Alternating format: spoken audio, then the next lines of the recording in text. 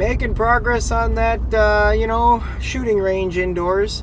Folks, we left off. We're still working on the armory part of the room. It hasn't made a lot of progress here at the moment, but we're going to get there this weekend and really do some pounding on it. But what we are making progress is on the range itself. We got some LED lights, and we're going to light the range up a little better so we can see the critters and the targets a little easier. So my daughter here is ripping open into some UFOs. I don't know, that's what they remind me of. Little black UFOs. These things put out a lot of wattage, or a lot of lights for a little bit of wattage comparatively. So back in the day, I used to have metal halides in these barns that were like, 2,000 watt bulbs, if you want to think about it that way, and they sucked a lot of go-go juice. These things are really, really efficient. I mean, we're talking like, less than 100 watts, and these things are putting out the equivalent of like 750 watt to 1,000 watt, high bay metal halide bulbs.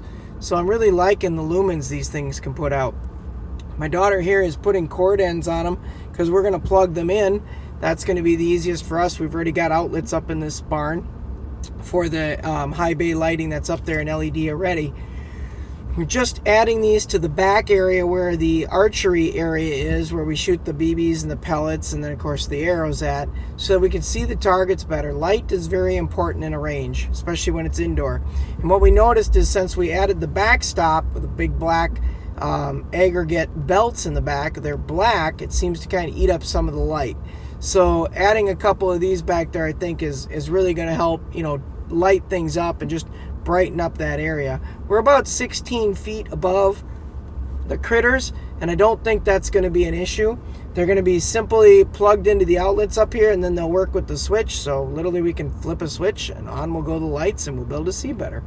So I'm really looking forward to getting this done. Once we get this done, we'll turn our attention back to the armory room. We're going to see if we can get the insulation and the siding in it and get some flooring done. All in due time. It's a process when you do it yourself to try to save a buck. When you're doing it kind of do-it-yourself style, things don't get done as fast as with the contractors, and I certainly understand that. I respect the contractors. They probably do a little better work than we do. Let's just be honest about that. But yet at the same point in time, you got to save a buck where you can, right? So I got these things on. We clicked one on. They are really bright. Even to the camera eye, they look really bright. So that's fantastic. I'm really liking how these are going to look. So here it is. Lights are off. And the range, you can see our range. It's got that dark background, and then pom, on they go, and now it's lit up great. This is exactly what I wanted. Got these things off of Amazon. They're not that expensive. Couple cord ends from Menards, and up and running we are. Thanks for watching, folks. There'll be another video out soon on how we're doing